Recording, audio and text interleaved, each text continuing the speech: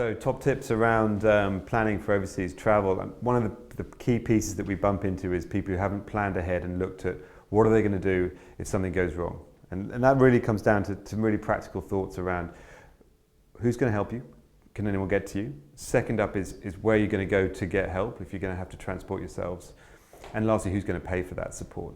And it sounds a little bit random to think like, what if this happens? But with that early planning, it kind of sets you up for success. So first up, who's going to help? We need to look at, you're going to be self-sufficient, or there's some numbers, some people you can turn to, whether that's mountain rescue teams, or whether there's actually some specific rescue services that you can tie to.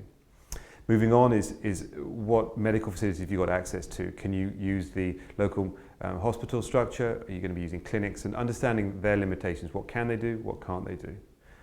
And then finally, looking into the beautiful small print on your insurance documentation.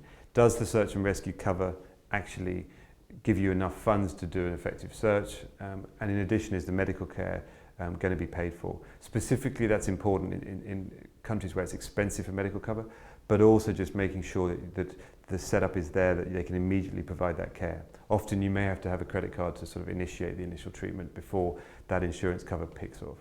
So just to summarize, we've got to get the plan right, know who you're going to go to, know where you're going to get help. And the second piece is making sure that you've got that insurance cover in place that's valid for that work.